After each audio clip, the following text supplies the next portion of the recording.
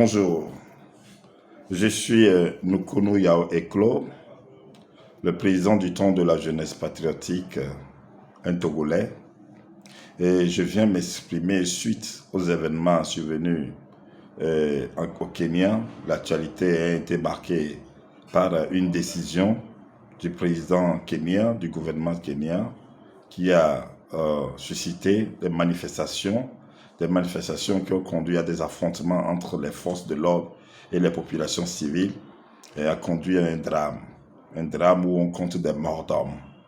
Et ce qui est marquant et qui me pousse à faire cette sortie est que le président a décidé par la suite le retrait de cette loi en question qui a suscité ces mouvements d'humeur.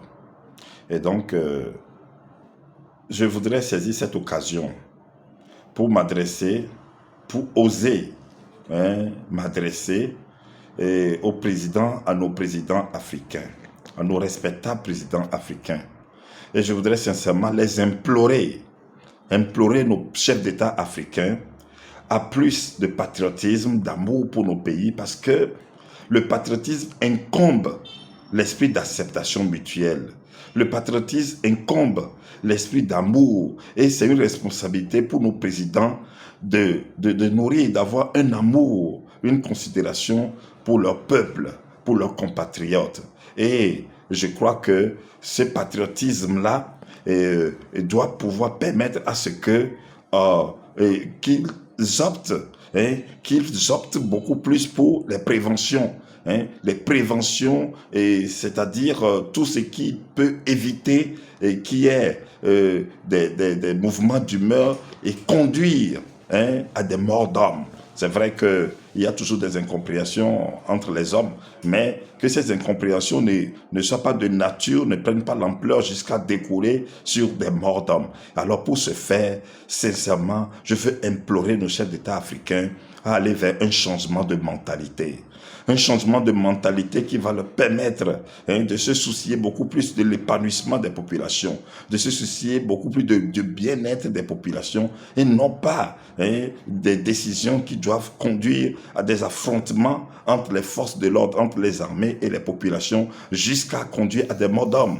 Les armes que nous achetons chez les Occidentaux, ces armes-là sont destinées à protéger nos pays, à protéger nos populations. Et donc, vivement que mon appel atteigne nos présidents africains et qu'ils prennent en compte pour nous garantir l'épanouissement, la quiétude et éviter surtout que des manifestations, des mouvements d'humeur ne conduisent à des morts d'hommes. Les populations civiles n'ont pas été armées, ne se sont pas armées pour se dresser contre nos forces de sécurité. Non, c'est à main nue. Alors donc, pourquoi déployer des armes contre des populations, des citoyens qui n'expriment que leur opinion?